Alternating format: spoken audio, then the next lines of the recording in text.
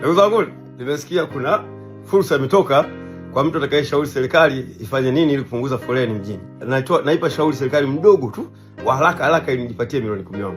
Namba moja, boresha mwendokasi. Kisha boresha mwendokasi, watu watakuwa wanaacha magari majumbani kwao, wanapanda basi, wanakuja mjini huko wanaendeshwa. Imagine mtu anaamka saa 11 kwenda kazini. Anakuwa anachoka kwenda drive masaa 2 masaa 3 barabarani, wakati kuna usafiri, huduma nzuri ya mabasi. Unakaa unasoma gazeti, unaangalia WhatsApp kuna nini, unaweza toka sinzia ukalala kwa sababu unajua basi lako litashuka sehemu fulani. Kwa watu wengi watapanda mabasi kama ukiwa na mwendo kasi iliyo bora. Tayari tuna miundombinu mizuri, tunashukuru serikali imefanya vizuri sana, well done. Kwa kujenga miundombinu mizuri na inajua inakuja mpaka Mbweni, mpaka Bunju. Namba 2, to introduce kitu kinaitwa congestion charge. Congestion charge yani ni charge ya kuendesha ndani ya Dar es Salaam.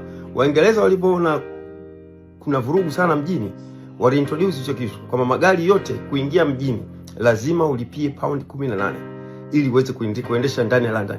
Matokeo yake umegundua nini kimetokea? Hamna mtu anapeleka kibakuli mjini. Ukiona mtu anaingia mjini ujue ni mtu anadungwa na pesa yake nini, kwa sababu pound 18 ni kama shilingi 80,070, ni hela nyingi sana. Sio rahisi mtu kulipa. Ukiweka congestion charge, huwezi kuona kibakuli hata kimoja. Kwa hiyo namba 1 tutakuwa tumeshaondoa vibakuli mjini. Uwezo mtu mwenye kibakuli hawezi kuingiza kibakuli mjini wewe. Aingiza alipe shilingi 18,000, yani shilingi 30,000 au 50,000 hata siku moja haiwezi kutokea. Kwa sababu 50,000 unanunua vibakuli hivi viwili. Namba 3 na ya mwisho.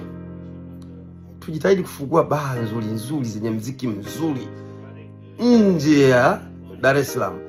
Watu tunaenda kuimba makuti huko. Bwana, naombeni langu Mheshimiwa Chalamila, naomba milioni 10 yangu. Kwa sababu mkiboresha mwendo kasi, hakuna mtu atakaye drive kwenda mjini. Nani anataka kudrive masaa 3? Mkiweka congestion charge, mkianza kuwacharge watu kwamba kutoka mwisho kutoka wapi sijui Kuyombo, mwisho Tazara. Kutoka Kimara, mwisho Ubungo. Kutoka sijui huku mwisho Mwenge. Huwezi kuona mtu ataendesha mjini huko. Tutabaki wenyewe tu wenye madungu. Hiyo nadhani itafaa. Nimetangaza kile vile lakini nadhani itafaa.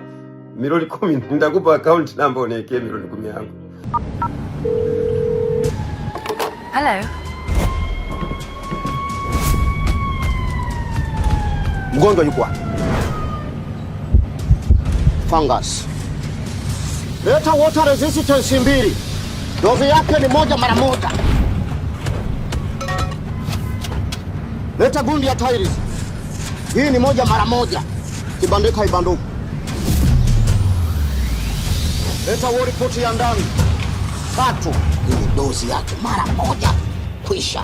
Kujichanganya bakteria hapa. Sisinya fungus, coffee, chini, guni. Walrus High Strength Water Resistant. Kiboko ya fungus na chumvi. Walrus Special for Interior Wall. Kubandika mikanda na kuleta muonekano wa kifahari zaidi. Walrus Ceramic Tiles Adhesive. Gundi bora ya tiles kwa uimara, usalama na muonekano wa kudumu. Wasiliana nasi 0674 101 111. Walrus, tujenge pamoja.